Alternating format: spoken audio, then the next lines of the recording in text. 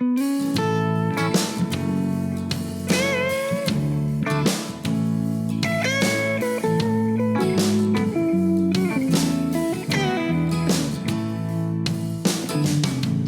these Biloxi blues, it happens every night. Every night. And I ain't never met a riverboat dealer that could ever be a friend of mine. Nope. The summer heat never treats me kind, it leaves trouble on my mind. So I'm bidding farewell, putting in my notice, and I'll see you at another time. Suck. This highway does not know my name, and I don't care. No, I don't care. Not even kind of. Headed my way for another place, and I got 3 good tires and a spare. Just a white line gypsy getting out of Mississippi with just enough gas to get there. Low budget live. Not so live from the Low Budget Live Bar and Grill here in beautiful southern Middle Tennessee. And I got a little frog action going on. Little allergies, little something going on here. I'm not sure on the podcast for Monday, September 26th, 2022, but the seasons are trying to change a little bit. I've been working down on the deer lease some, and I don't know if it's allergies or what, man. So if I sound a little, to all you lowlifers out there, if I sound a little more weed eater-ish than normal, it's because of that, I think. And also, just a disclaimer. All right, just a disclaimer. Like y'all watch me every week. I kind of fidget around a little bit, but if this week I'm more jittery than normal, or if you see me scratching like a meth addict, y'all got any more of that? Y'all got any more of that crack? You see me doing that, it's because if you could imagine what it would be like to basically lay down in a pile of chiggers, that is what I have done in the last 2 days at the deer lease. And I'm not well. Head to toe, and I mean head to toe, y'all. Y'all know what I'm talking about now. Y'all know what I'm talking about. These is everywhere now.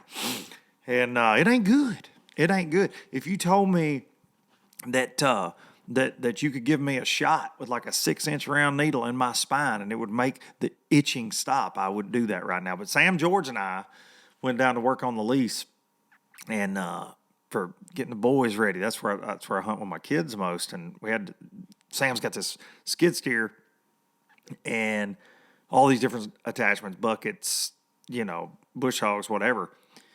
We were cutting all kind of stuff in the woods, knocking some fields back a little bit, getting ready to plant some stuff.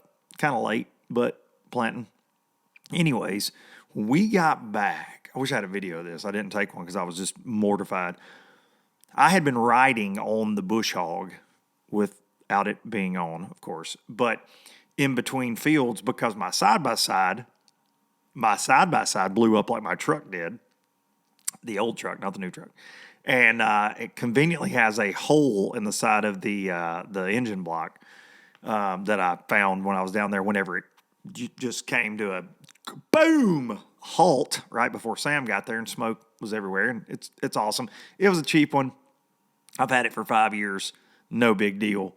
I've damn sure got my use out of it. Anyway, so I was the farm's pretty big, so I'm riding on the bush hog or in the bucket, depending on what we were doing when we were moving around. I post all this on Instagram. Super sketch. When Sam would cut a field, I'd jump off, take my chainsaw, go, do old man stuff. Just cut some limbs down, do whatever, around deer stands.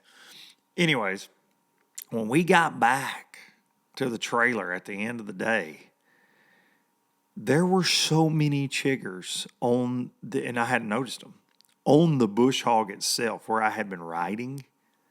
Dude, it looked like it was alive.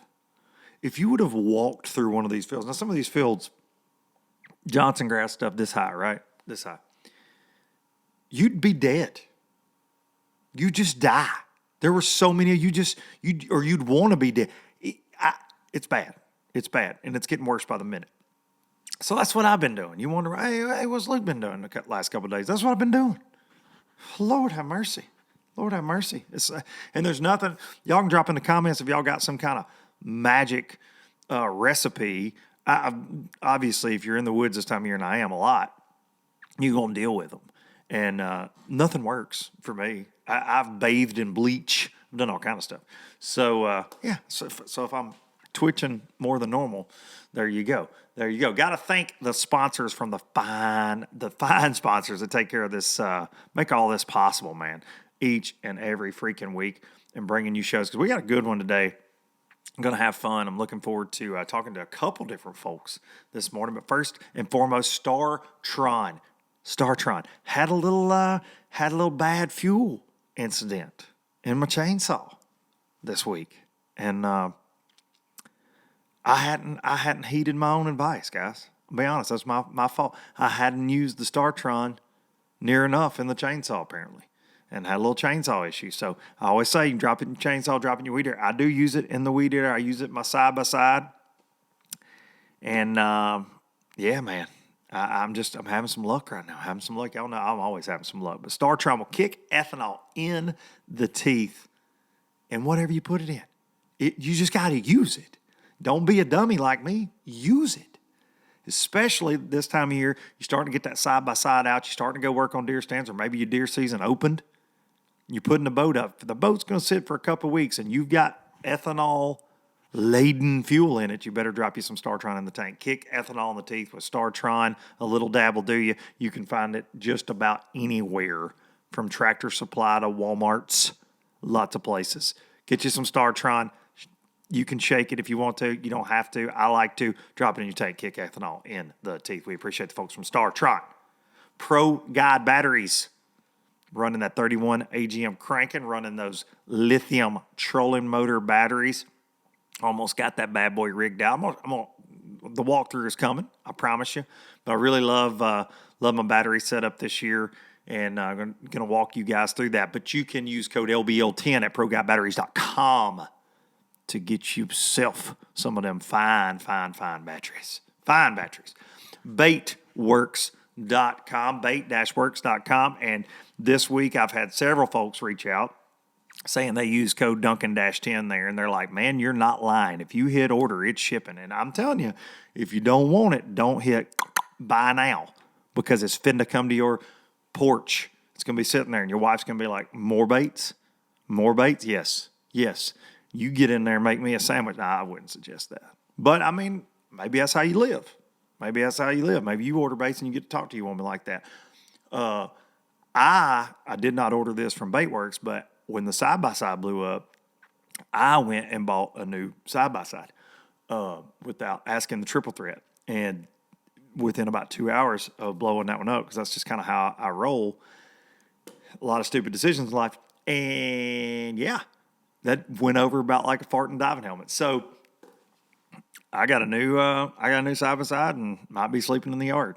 So the point of the story here, folks, is if you don't want the baits to show up when your wife and don't hit order, make sure you got that crap timed out, because they ain't waiting a week before they ship you your goods. Baitworks.com. You want it, they got it. If they ain't got it, they got it on the way. I promise you, we're gonna have that LBL LOB special right here, coming very soon. Trocar's got the hooks on the way. They're fixing to start pouring jigs. We'll be waiting on them skirts, and we're going to be ready to rock really, really soon. Use code Duncan-10 at bait-works.com. And last but not least, hang the banner. The Bassmaster Classic winning high-performance aluminum bass boat. That Express X21, baby. Been doing some rigging. Had my man Brad Knight stayed at the house a couple nights ago. He was in town having some work done on his boat. Our guy, Jeff Stanford, up at Sign Designs, TN Wraps, was putting some sea deck in Brad's some sea foam flooring, as Jeff calls it, in Brad's new duck boat. And pretty cool process. But anyways, he he stayed at the house and he helped me rig out the X21, and we are almost ready. I've got just button a couple things back up, and then we're going to be on the water with the Garmin's rocking and rolling. I got a Sonar Pros harness in that bad boy, thanks to Trent Palmer. And I actually, when I hooked it to a battery and I hit power, all the units came on. I rigged the boat. I always rigged my boats until last year. My man Darren Thomas rigged my boat, but this year did it myself again, and I've enjoyed it, even though it is a little painstaking at times. But about to have that thing rigged out, be able to do a walkthrough. But X21 Pro LE, a little different model. Same sea deck bow to stern. It's got some new seats in it, and it's a slick ride. I can't wait to do a walkthrough of it. Express boats building excitement since 1966, and when you got that Yamaha show on the back, you excited.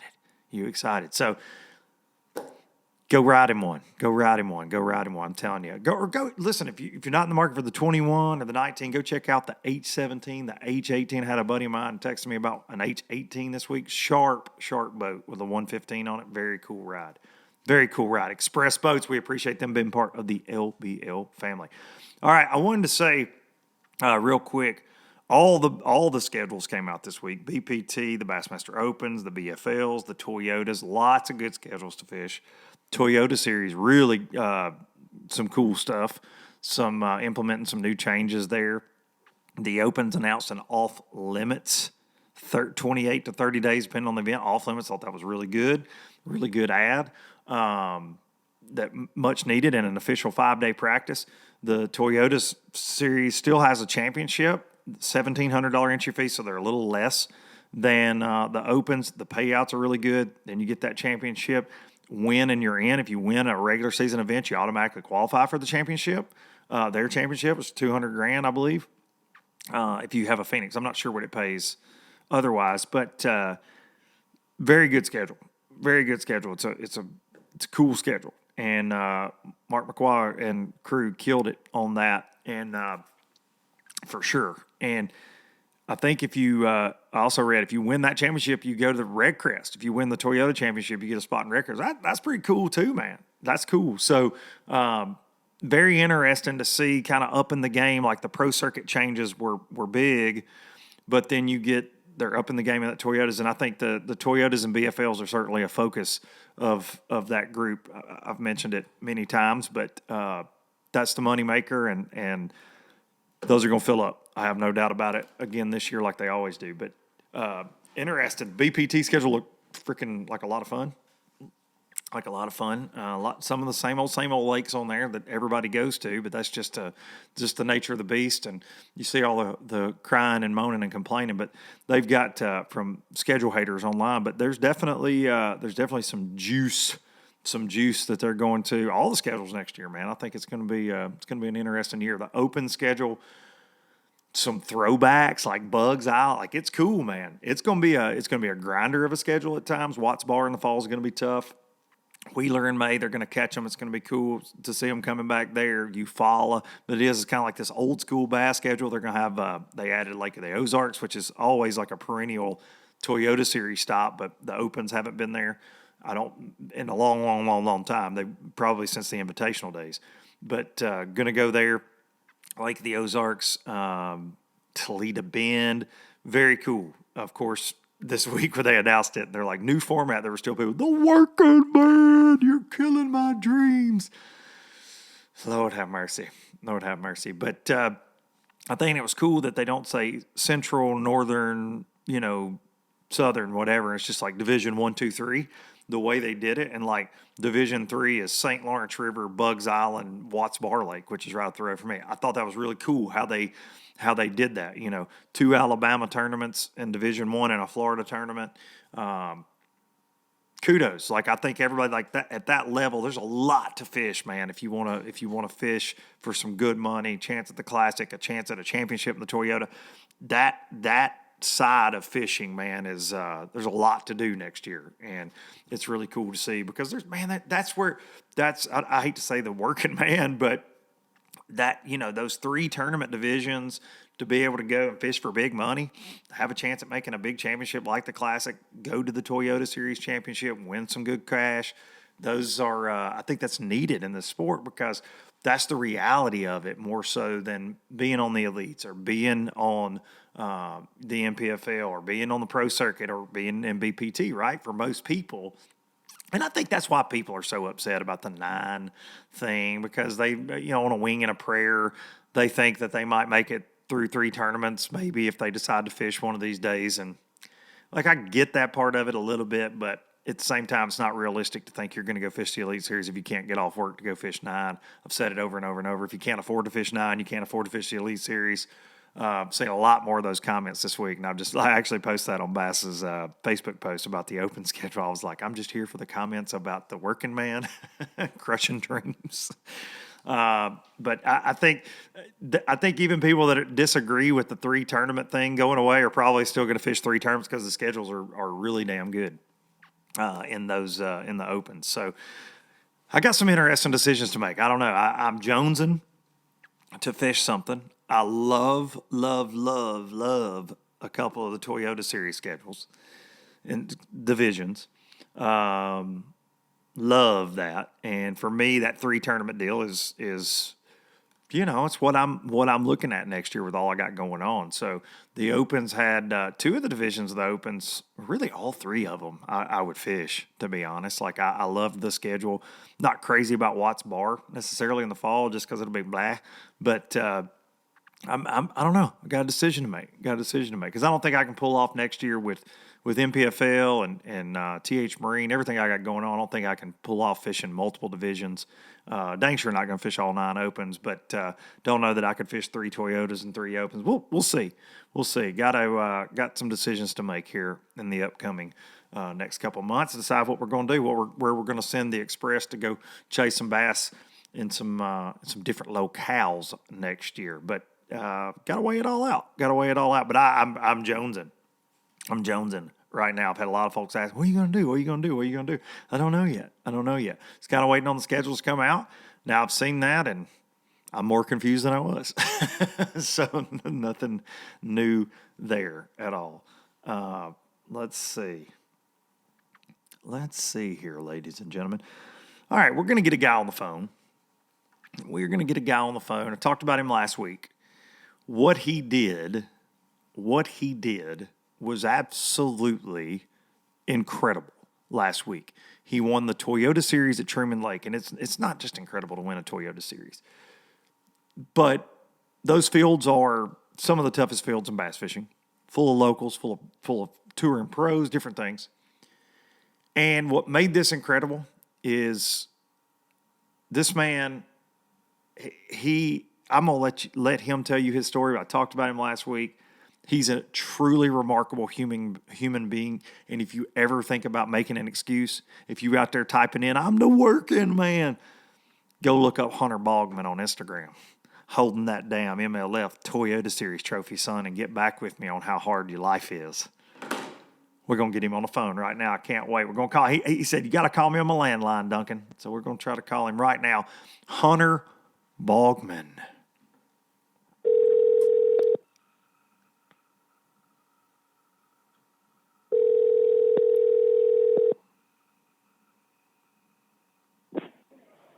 Hello. Hunter Baughman.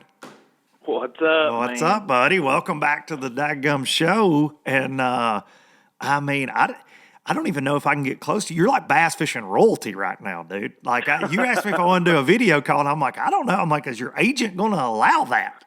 Because you're the most popular man in the sport, dude. Man, it's been a week. I'm honestly, I'm glad we didn't get to talk last week on the show, just because you've had a week to kind of just soak this in. And dude, I mean, how are you feeling right now? Man, I'm a little overwhelmed, but I'm starting to set in, and it's awesome, man. Well, I think that I was telling your story last week, and we, of course, had you on the show, and dude, you're a remarkable human being. Like, I met you for the first time at Eufaula last year, and you're a joy to be around. I said that on the show. I've said it to you. You truly are, man. You make everybody around you their days better. I feel like you're just a positive human being. no matter what's going on. And we saw you go through some adversity last year with the MPFL, man. Your first baby is on the way. You're in Florida flipping them up out of Kissimmee grass. We rush you to the airport. I'm getting texts while we're in the studio. They're like, I got to get Hunter off the water.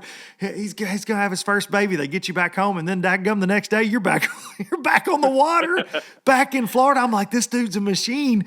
He can't be stopped. And you work as hard as anybody in the sport. I've been joking with you. You fish as many tournaments as anybody I know, man. And I think this is your signature win, this Toyota Series. And I was so proud just to see the response of your smiling face on that stage, holding that trophy, man, guy in this fishing world.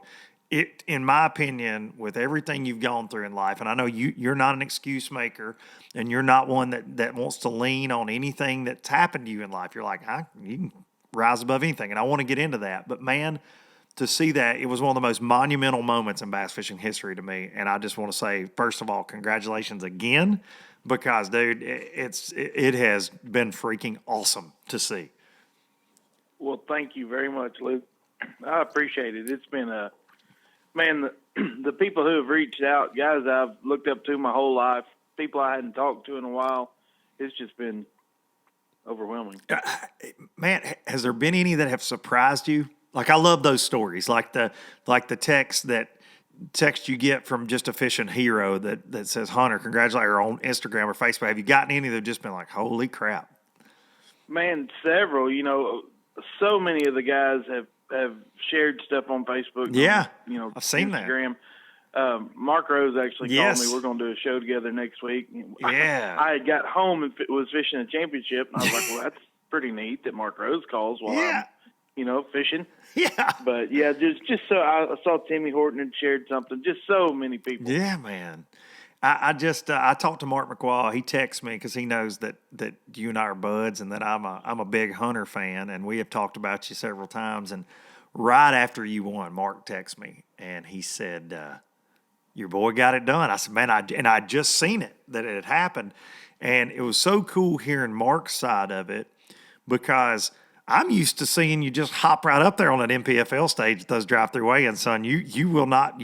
They said last year, like, I mean, do you want to get up here? You're like, yeah, I'm going to go across this dadgum stage. And you've done it. And Mark told me, though, he said, Luke, in Toyota weigh-ins, we've never had Hunter on our stage. And he told me that. He said, we never have. And he said it was his goal to make sure you were on stage in your chair. And he said it was the greatest moment, man, in his career. And that got to me, man. Like, that was just, he was so excited for you and being able to make that happen. And, dude, I think it speaks to the kind of guy he is. He runs an amazing event, and those Toyotas are awesome. But to be able to share in that moment, him and see the tournament director that excited for you is just freaking awesome, man. So awesome. Man, it is. He called me the night before we were actually eating dinner. A bunch of us were, and Mark called, and I'm like, I'm in fourth place, Yeah. It's like, have I broke a rule? That was the first thing that went through my head. Have I screwed something up? And I answered, and he's like, man, I'll get you on stage. And I'm like, I'm in. And, I told him after it was over, I love Al to death. I love all my NPFL guys. Yeah. Like, that's home, But I've known Mark a really long time. Yeah, absolutely. Like, since I was in high school, he's been parts of tournaments I've been fishing. And then when he's not running them, he fishes tournaments against me around Arkansas. Right. And I told him, I was like, man, it was really awesome, to be able to share the stage with him and him be the one to hand me my first big trophy, Man, I told you, man, when you were like a pound off of it going into Saturday, I said, dude, I woke up with like this. I was like, man, Hunter's going to win today. Like, I just had this really, this crazy feeling, and because your weights were getting better. And that was a grinder of a tournament, man, for the most part. And your weights were increasing, and then you end up catching, was it the biggest bag of the event? Yeah, it was. That's what I was going to say. The biggest bag of the event on the final day, your weights are increasingly better. Those fish, I mean, did you think coming out of practice with what you had found, hey, I'm going to be in the mix? Did you not really know till like day 2 after weigh-in? Obviously, you're a pound off. You're starting to have those feelings like you were going to win, or did you know early on that you had an opportunity?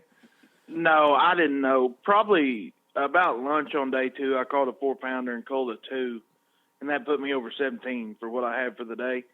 And that was kind of like, man, I actually turned around and told my co-angler, I was like, man, I did a little math. I'm like, I think I'm in this. Yeah. Like, I went from just ecstatic that I was having a good tournament, after day one, because I really, after practice, I shook a bunch of bites, but I didn't really know what I had, And after day one, it's like, all right, I'm in 21st. I'm inside the cut. If I can do that again, I'll have a good tournament. And then, pretty early on day two, I had 14 or 15. It's like, man, I'm going to be in the top 10. Like, this is going to be a good derby. Yeah. And then I caught that one. I'm like, man, that's 17. They don't catch them quite as good. I'm like, dude, I'm in this. Yeah, like, I don't know if I can catch them again, but I'm going to be right there at the end of the day. And I was, I was a pound 2 out going into the last day. Wow. Just, and that's all anybody wants is a shot, man. And then you go out there, and how's that final day go? Did it start, was it fast and furious? Did you kind of have to grind on them all day? How did it go? Luckily, the majority of my weight every day came from like 8:30 to 10:30. Okay. So that morning was slow like it had been, to say the first hour a little more. And then I got on my little rotation at the same time, and I was scared to get off of that time frame because that's when I was getting my bites. So I waited till then and got on my little rotation of piles there. And, man, it was quick. By 9, I had 4 that weighed 10, and that included a 170 Kentucky. And then almost immediately after that, I caught a 5.5. I had almost 16, still had the Kentucky in the box.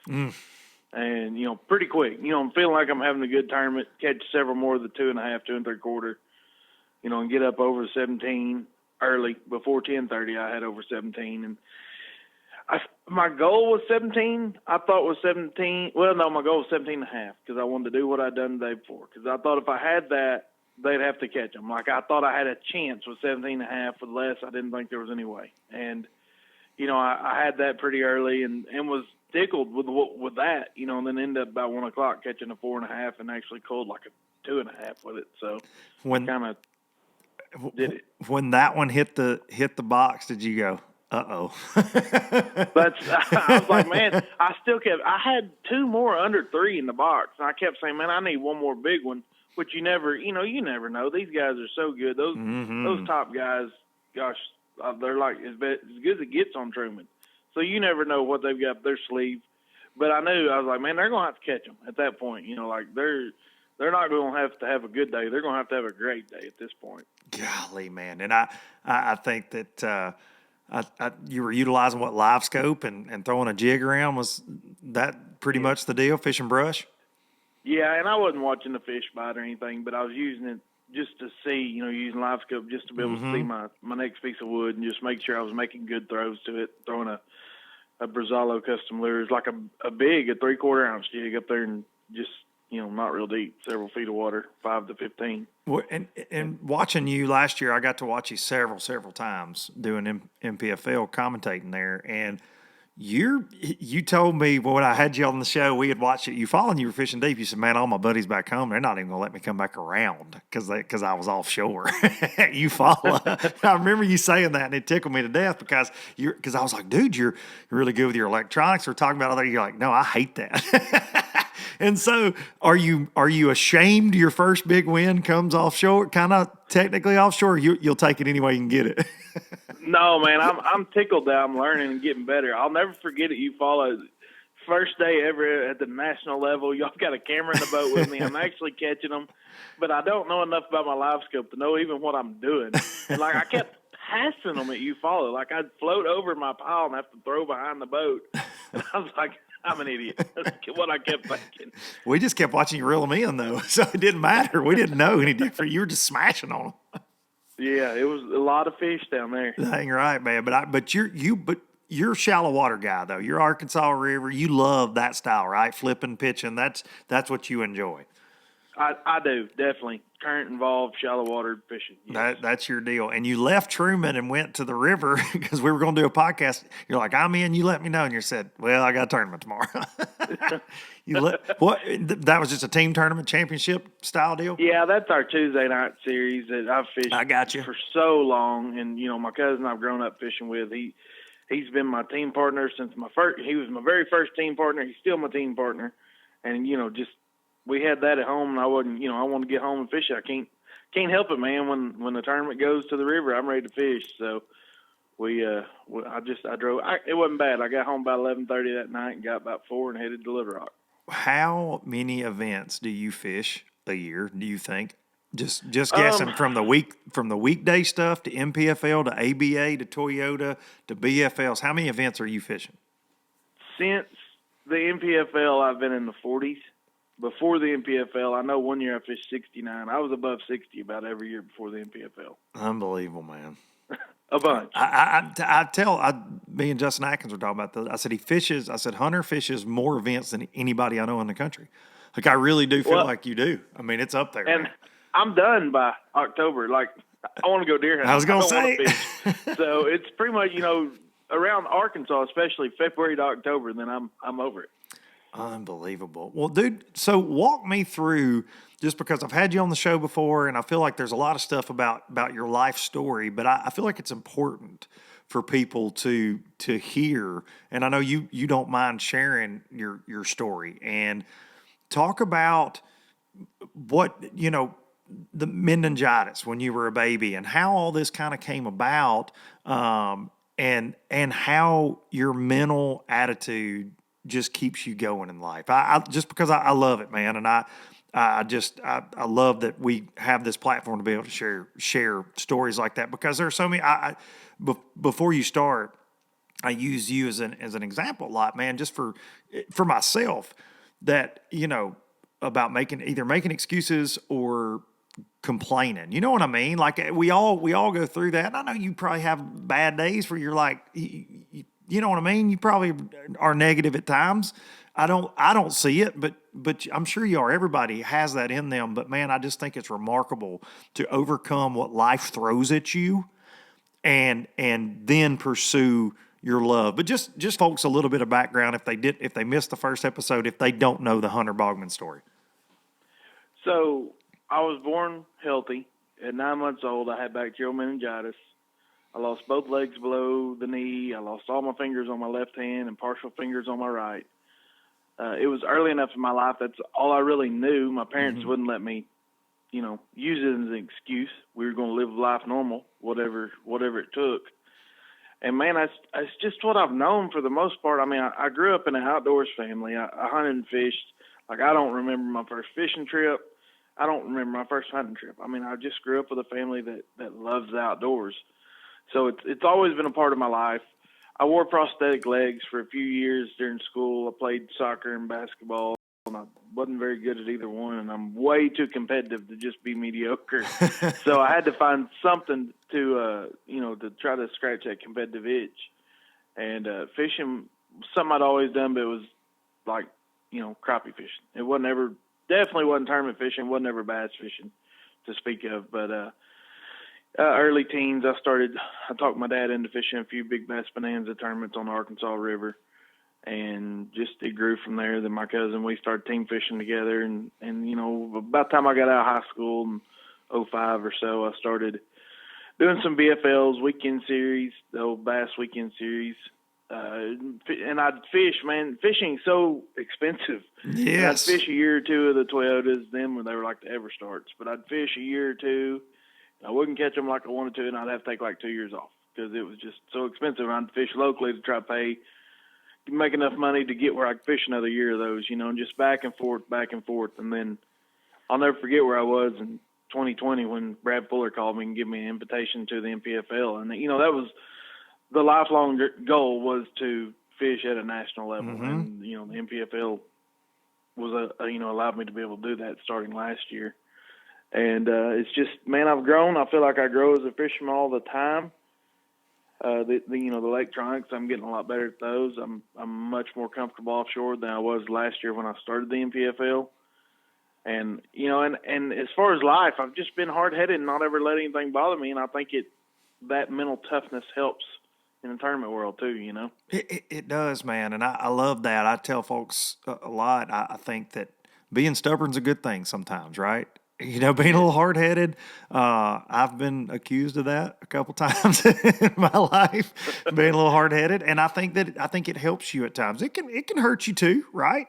You can you can be too stubborn at times, or not lay down, especially in fishing. Hell, I'm gonna catch them on this jig, or or nothing, you know, and it can burn you sometimes, things like that. But I do think that perseverance, being stubborn, being hard headed, obviously helps. And man, I've just watched you. I have it grow as an angler. Like I keep up with you, man, and I've seen you. I've seen you excel your social media game, sharing your life. I love that, man. When you started the hashtag Hunter Fishes, and you're like, here's how I drive a truck. Here's how I do this, dude. I've shown it. My boys are infatuated with Hunter Baughman fishing, and so especially my 14-year-old. He's all about. His favorite team might as well won the Super Bowl last week when you won the Toyota Series. But I love that you shared that, man. This is how I shoot a bow. This is how I do this, and we need more of that in the world, Hunter. And I think that you are. You're a great man for sharing your story, and I'm so proud that you get to pursue your dream. Talk about this title sponsor with the ranch this year, man. That's been an awesome opportunity.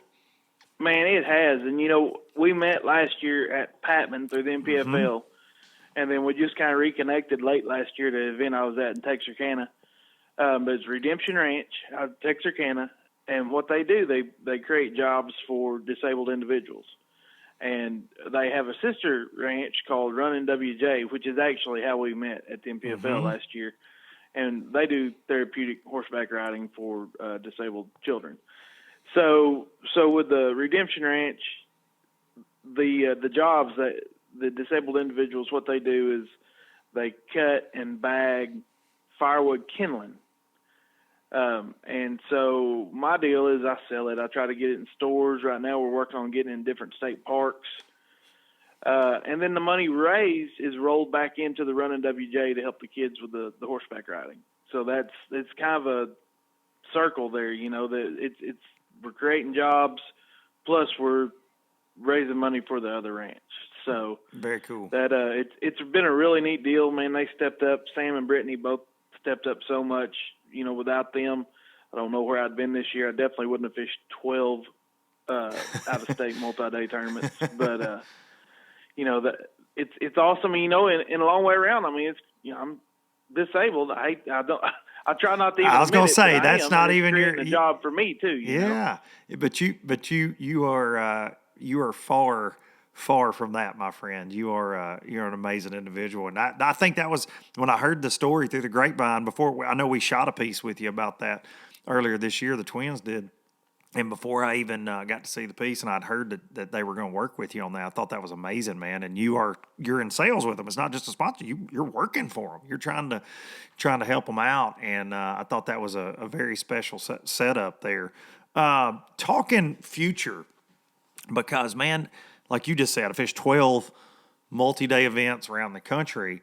What's the future look like for Hunter Baughman fishing? What's your end game? I mean, I know everybody wants to be on the Bassmaster Classic stage. Everybody wants to keep moving up that ladder. Is the MPFL for you? Is it like, hey man, that's where I want to be?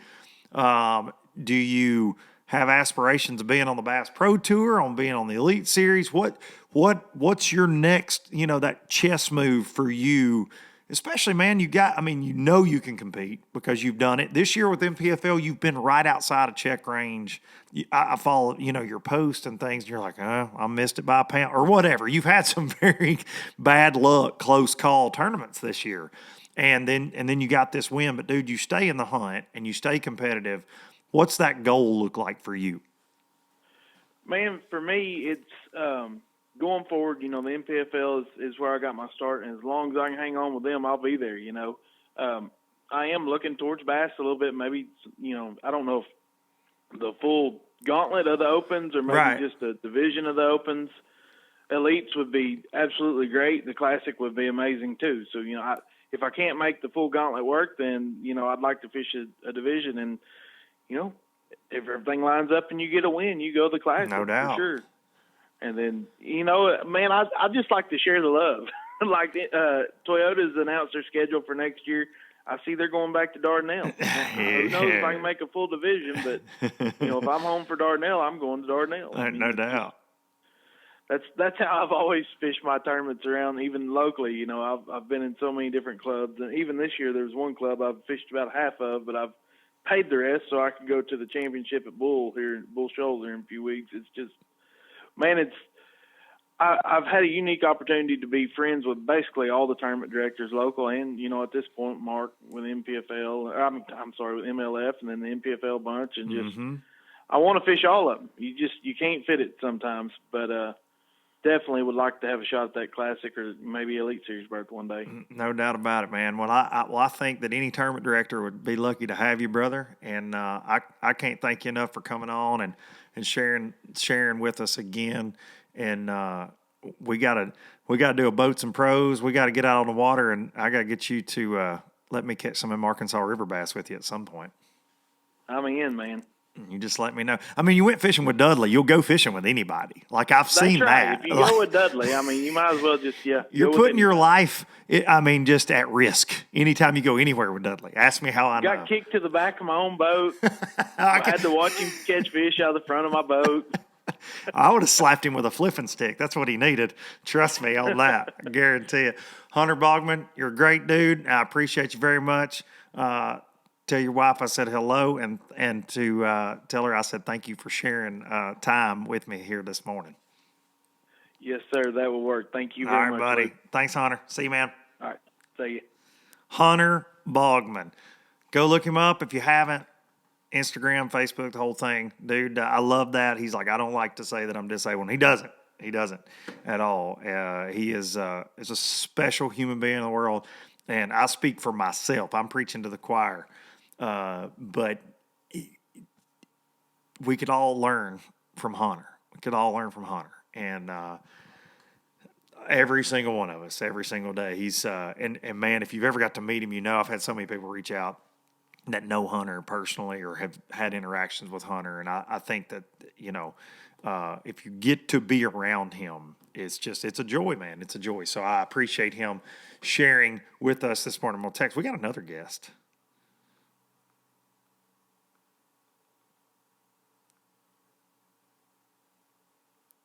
So just text our other guest. We're going to get somebody on here.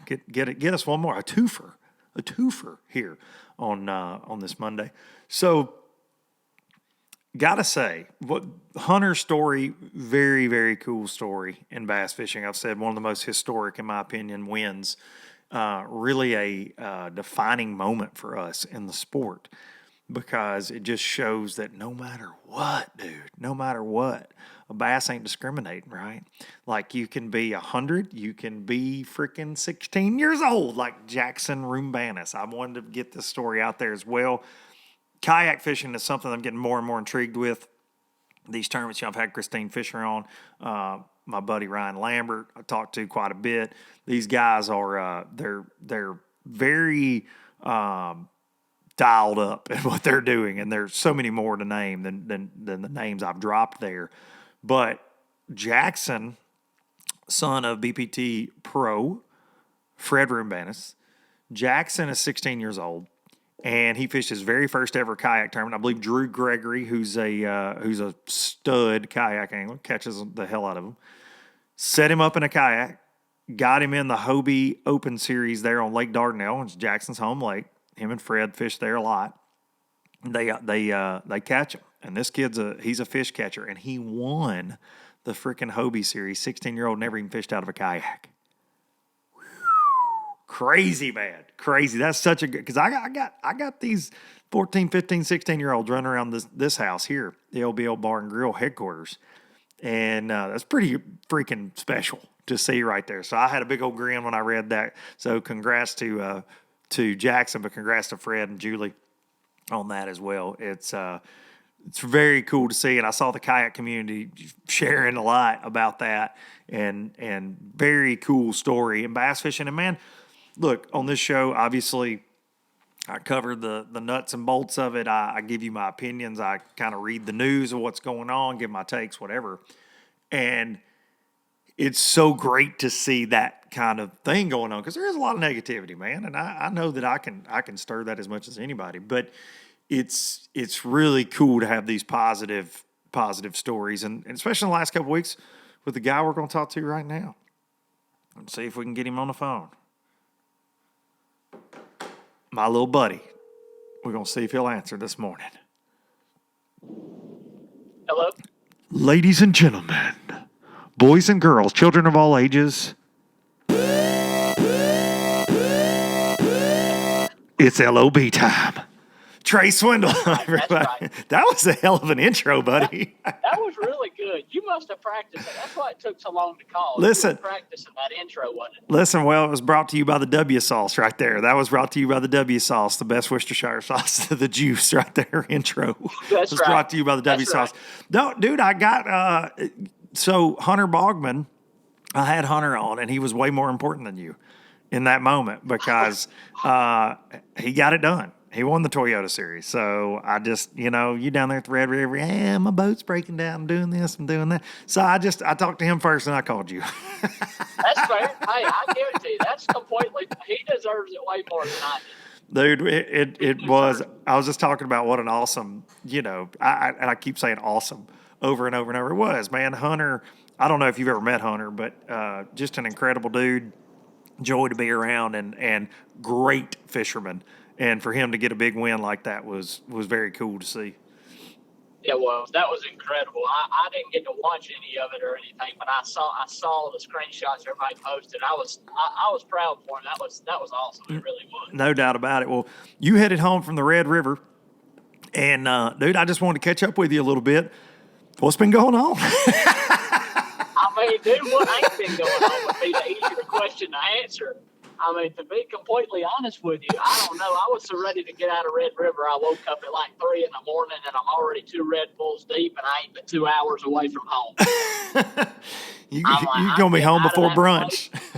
Oh, I guarantee it. My girlfriend said, I'm going to come down to see you before you go to Hartwell. I said, I'm leaving at 3 in the morning. I'm so ready to get out of here and get back home to Alabama. You have no idea. Well, buddy, I know that a lot's been talked about, obviously, with the insurance situation, Chesapeake Bay. We don't have to dig around on that. The story's out there. Unfortunate DQ, and is what it is. And you may have had a chance to go on a Bassmaster Classic. We don't know that because you didn't get to fish, but you have been overwhelmingly positive through the whole situation. I've talked about it on here, but the way you handled yourself was amazing. It just was. And then you kind of had to pull your boots up and get back to work. And you went to the Red River this week, and it was miserable, hot, tough event. And then you had more bad luck down there, but we're able to scratch out a check. Take us through that a little bit, man. Talk about just kind of how the last couple of weeks have been.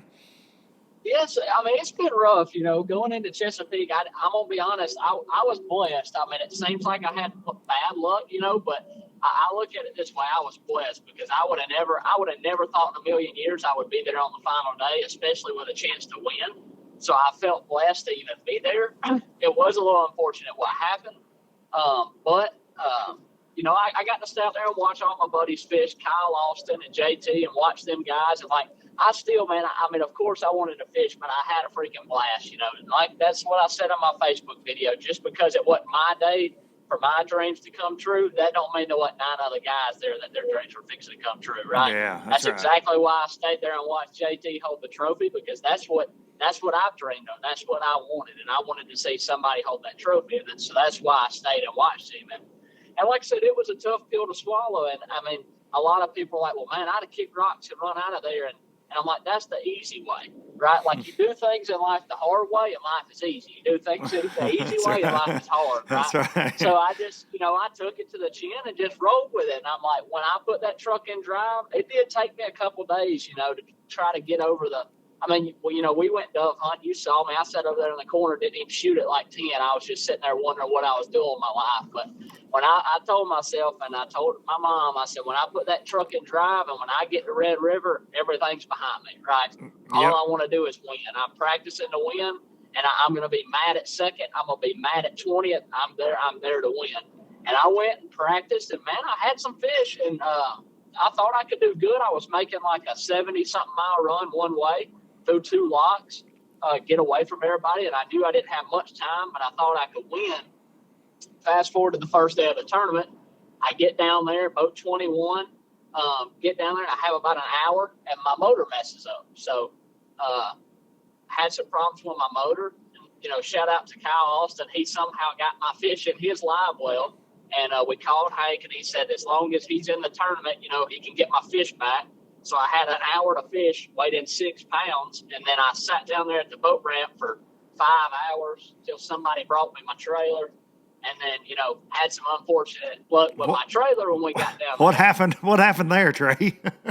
Well, apparently somebody needed the roller on my trailer worse than I did. That was parked at the campground.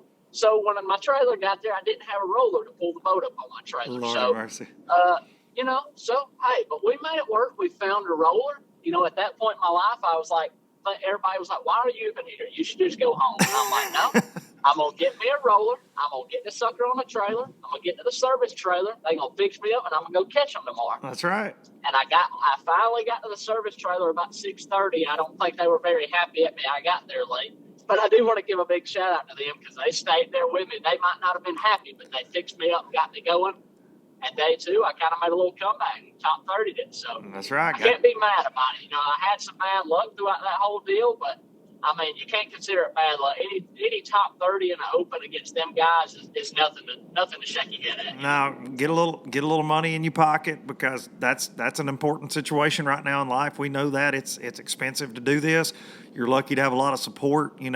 Brian, North Alabama Mortgage, they take care of you, help you out along the way. But dude, it's tough, especially being a young man out there. And dude, speak to your you don't have you're not one of these. You ain't getting a brand new boat every year. You've had the same boat for a while. You've got a lot of hours on that motor, and so things can happen. Yeah, that's one thing as well as anybody. You call me about every day, and I'm always on the water. And I got lucky, and my stepdad, my mom helped me get that boat when I was 17 years old, and I've had that boat ever since. That's the same boat. I had a Stratus before that, but man, I've been running that boat for 3.5 years, and I got like 800 hours on the motor. I put some time on it, so.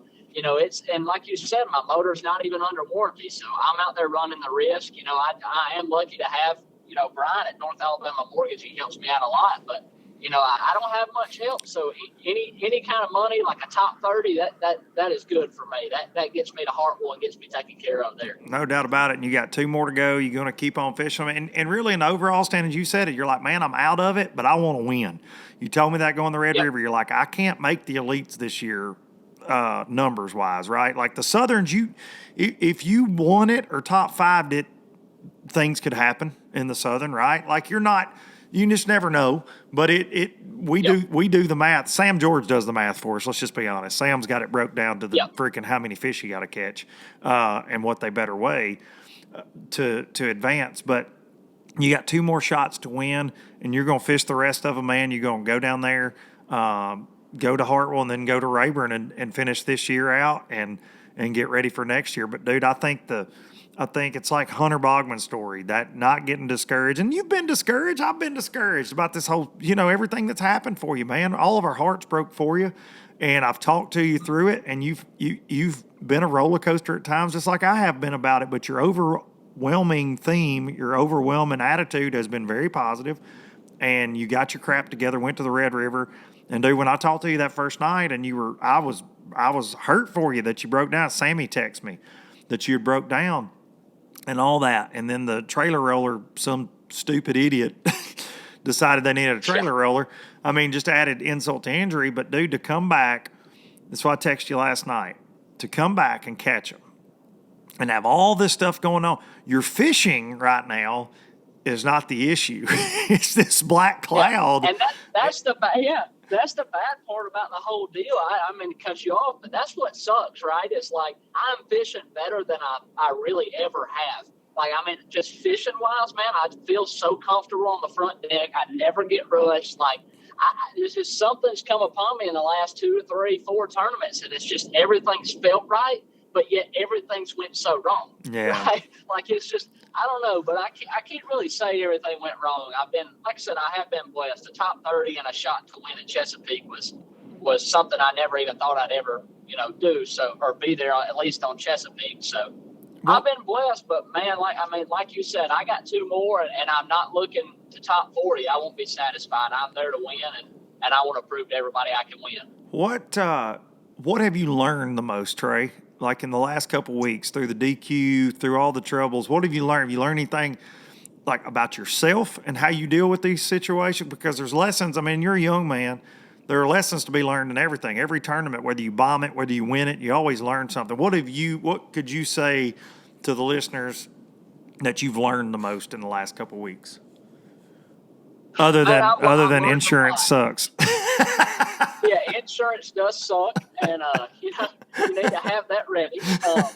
But no, all jokes aside, I mean, I've learned a lot about myself, and like, because going into that, up there at Chesapeake, my mom and my girlfriend drove up there to see me, and that was one of the hardest parts for me is them driving up there to support me, and then me, kind of almost losing everything I've ever wanted off of a stupid mistake on my part. And, they had to sit there and witness that. So it was tough on me. But for me, like, to know that I'm young, I'm 22 years old, to know that I can go through all that I did, and in less than a week turnaround, just put that behind me. I know it was hard. You know how it is. It gets brought up at the boat. People talk to you. You can't get away from it, right? Yeah. And but to be able to put that behind me and go somewhere like the Red River and top 30, dude, I mean, that was one of the toughest places we've been all year. Mm-hmm. And so to just be able to put that behind me and do that there. And on top of that, it's not like I stayed in pool 5 and played it safe, man. I made a daggum 2.5 hour run every day to try to win the dang thing. So like for me to stay calm enough and know that in my mind, I can calm myself down and kind of fish under that pressure and knowing everything's going on. I just think for me, it makes me feel like in the future, nothing can bother me, right? Like when I lose a 3-pounder trying to boat flip it at the Red River now, it didn't even faze me. I kind of expected it. I'm like, oh, that's fine. It's going to happen. Another one. That's right. Stuff's going to happen, and it's the way you respond to it. And that's kind of the biggest thing I've learned the past 2 weeks is they don't judge you when you win how you act. They judge you for how you act when you lose, right? Mm-hmm. So when you're down, that's when people judge you the most. So like just to be able to stand up and take it to the face and just go, because I guarantee you most people wouldn't have went to Red River, but I wanted to prove a point. I wanted to go there and win, and I didn't. But I gave everything I had, and I think that means a lot to my family for them to see me go down there and come out and check. It meant a lot to them. Well, me and a lot of our buddies, you and I got a lot of we run around in the same circle with a lot of folks, and I think the overwhelming thing for all of us, man, is just the love and support we've seen. You've had the dumb mom's basement haters out there that, old men that post, I think this is funny. That kind of crap. You're like, really? You think this is funny? That's awesome. I bet your life's great. If you could post that, sure. That kind of stuff. But that's what, I mean, we have just, and me and you have talked about it. I've told you multiple times, like I never in a million years, that was the lowest point of my fishing career. I mean, we can both agree with that. That's kind of sad to say, but it was the lowest point of it. And to be able to see people still support me, when I'm that low, man, it just means the world to me. Like, I mean, my Facebook has blown up. Man, I got like 989 text messages I still haven't opened. And I got emails. People Kick me. That old app Kick? They downloaded Kick, messaged me on there. I mean, I'm sorry if I haven't responded to you guys. I've got a lot going on. I'm trying to get back to all y'all. But, I mean, like I said, that's one thing I was blown away with was just the amount of support. It meant a lot to me, and it meant a lot to my mom. She had a really hard time with it. To see people kind of stand up for me and still support me meant a lot to her also, because I still think she cries every night to this day. So well, I think it was harder on her than it was me. Well, that's what good mamas do, man. And you got one of the best. She's awesome, and she loves you and supports you, and wants to see you do this more than anything. I've seen her at many weigh-ins in the last couple of years that I've been at with you, and she's gonna be there by your side. There ain't no doubt. And Party Marty too. Party Marty's in the house. Oh yeah, I guarantee you, Party Marty's done said there ain't no way if I make another one, he's coming. He said I'll be there by God if I have to drive all night. Do you think that Marty might have fought Hank Weldon? on the dock. I'm not gonna lie, it would not have been his palm, I don't think, if Party Marty was there, because he would have probably have wanted some answers. Hey, I love Hank, and I know you do too. I think Marty would, that situation might have been different.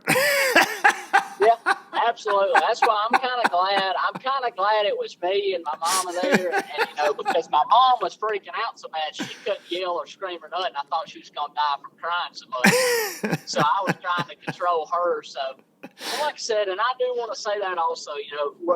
We joke around. Yes. No shade towards bass whatsoever. No. Hank had a tough call, and he. He had to make a decision, and it was a tough decision to make, and I know he did not want to make that decision. But when it boils down to it, you got to do what you got to do as a tournament director. That's right. So, but I will tell you, shout out to Hank, because anytime I had a question, anytime I needed something answered, the first ring he'd pick up, So it's a big shout out to him, because that was a tough situation for me, and he could have easily not answered my phone calls and not answer any questions. He didn't have to. A DQ is a DQ, I wonder what he thought when you called him at the Red River, when your phone rang to pop up. Trey thought, oh Lord, what's this boy doing now?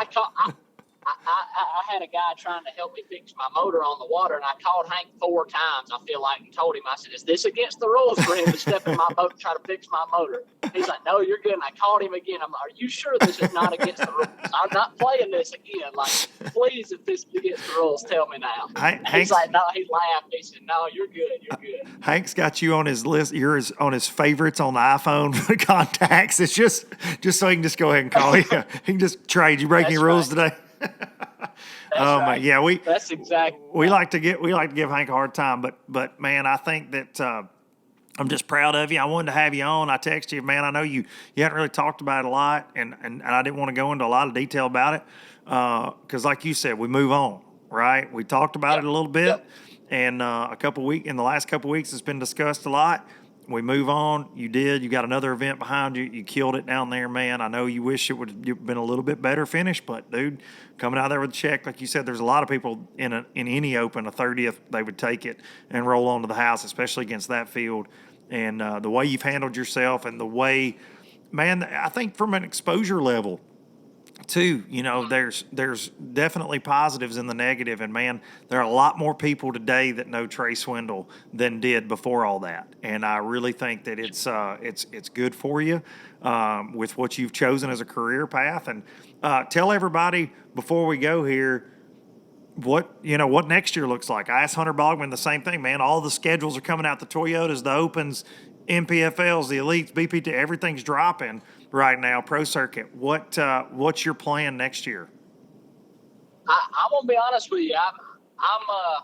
I'm probably gonna fish as much as my bank account allows me to, if that makes any sense. So if I can fish every single tournament out there, I'm going to. I'm one. You know this about me. Just like this is the time of year I like, because the Opens get back to back to back, and that's when I seem to do better. I don't even have time to think about it. I go straight to the next one. So next year, I'm sure I'll fish all 9 Opens, and I'm not gonna lie. I saw the Toyota series, Gunnersville and Smith and Chickamauga, and I'm like, you know what? If I somehow got in a Phoenix next year, I guarantee you I'll make my appearance in that. I might zero in all of them. I'm not saying I'm going to catch them. I'm just probably going to donate my money over there. Yeah. Because that schedule was hard to turn down right there. That's beautiful. Beautiful schedule for old Trey Swindle. Yeah.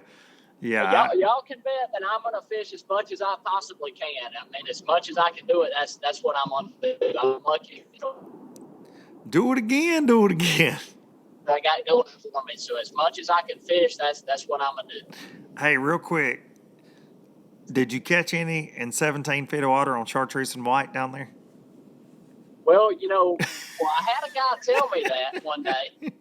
This was before official practice. This was not, during official practice. But I had a guy tell me that I always said was chartreuse and white at 17 feet deep. Yeah. And I will be honest with you, I caught every one of my fish on a white popper and a white spinnerbait. Now, it wasn't 17 foot of water, but it was white. It was white. Yeah. A little bit of chartreuse. So, technically, yes, sir. To answer your question, Mr. Luke Duncan, I did. Trey and I were at Neely Henry for the ABT 100. I told this story on one of my YouTube videos, but not on the podcast. But long story short, we run into this guy in the campground, and he was in some beerers. He'd been doing a little drinking that night, and he hemmed me and Trey up over by Trey's boat and was talking, and he said he won a big tournament one time, and every time he'd catch one, his partner say, "Do it again, do it again, do it again, do it again." So now me and Trey say, "Do it again." But his tip for us, and we weren't allowed to get information or solicit information, and we didn't. But this man's tip to us, he said, "You boys are wasting your time with that topwater," which he was right. I'm not gonna lie, Trey. He was right. Yeah, he was right. He was right on that. But he said, 17 feet of water, chartreuse and white. And then he just walked off into the night. Never seen him again. It's like a ghost. Never seen him again. And we didn't catch anything in 17 feet of water or on chartreuse and white, but we feel like at some point in our fishing lives, that's going to come back to help us. Somewhere that's going to happen.